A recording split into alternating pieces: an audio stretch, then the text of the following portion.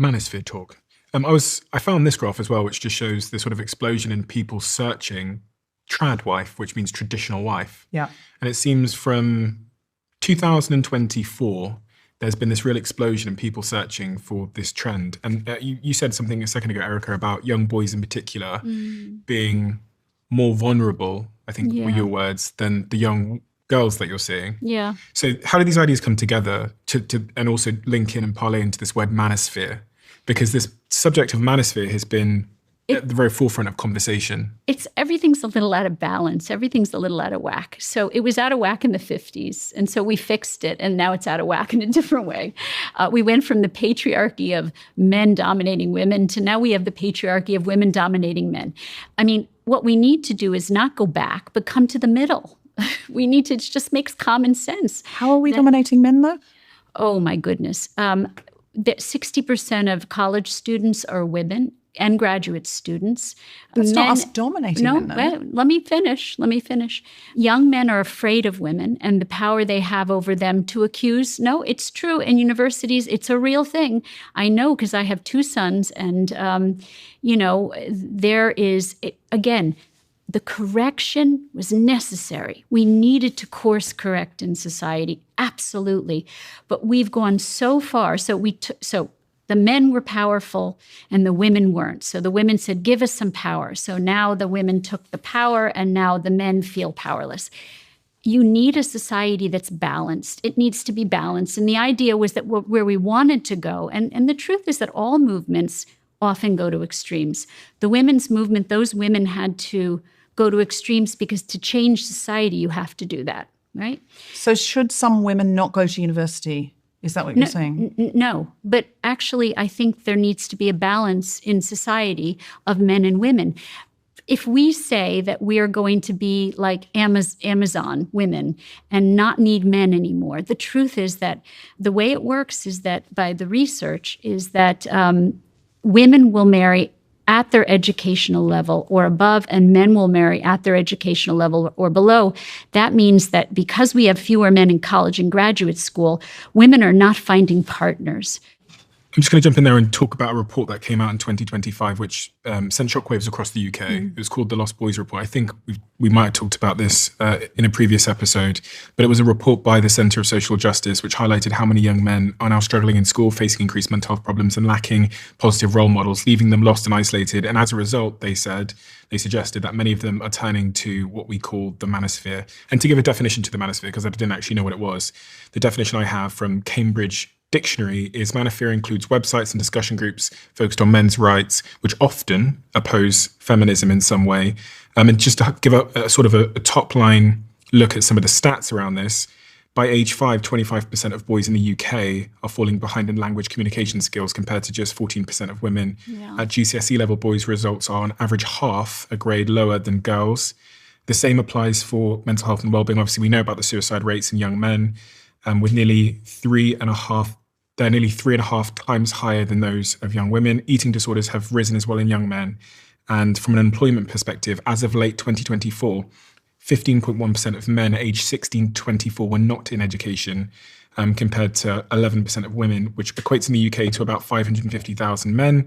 And lastly, young women are between the age of 16 and 24 now earn nearly 10% more than their male peers, reversing the traditional gender pay gap in this age group.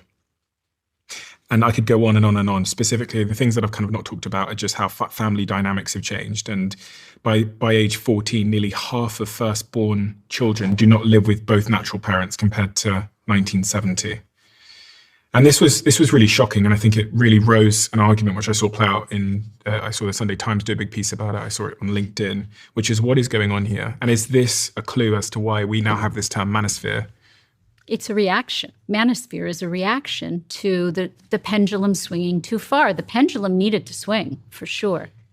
I slightly disagree.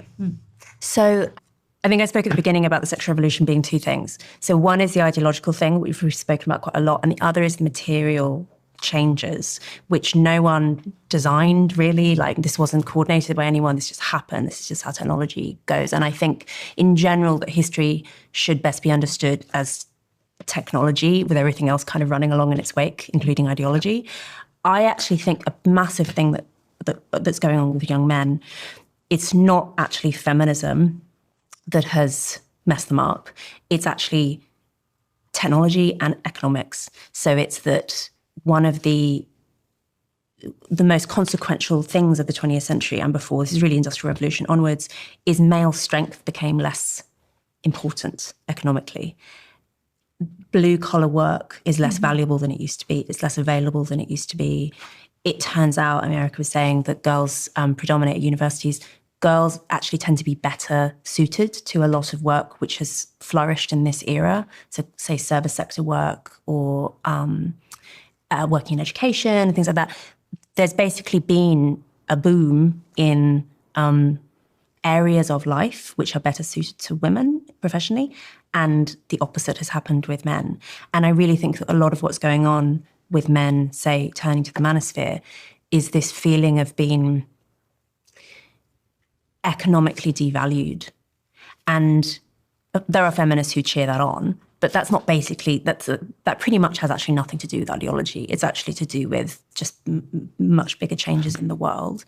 And we should expect, by the way, I mean, if AI continues apace, we should expect to see the same sort of social effects happening. That this, when you change how people earn their money, and particularly when we're talking about people matching up, like women tend to want to marry a man who, I think being a provider is not quite right. I think what women really want, though, is a man who provides excellent insurance, a man who, when you've just had a baby and you can't work, or you're ill, or you want to spend more time home with your children, whatever, you want a man who can step up and can look after your family. And unfortunately, the nature of the economy means that there actually aren't that many of those men. Mm-hmm. And that makes men feel really bad, and it makes women feel resentful, and it creates a lot of dysfunction. And it's not really anyone's fault. It's just what's happened. I want a partner. I want someone that when things are going badly for them, I'm there. When things are going badly for me, they're there for me. Like, I want a partner. Mm-hmm. I don't want this biological essentialism of he's got to step up and be the provider and the protector. I don't want that. Deborah, can I ask to that point then on that partnership? As a man, I still kind of assume that a woman is more likely to choose me if I have more money than her and I can pay the bills and I take care of her. And so I looked into some of the research around that, and there's still an expectation amongst women that their male partner will earn much more than them. And when they did this big, I think it's about 70%, I'll put the right stat on the screen, when they did this big analysis of dating behavior, where they looked at 1.8 million online dating profiles across 20 different countries.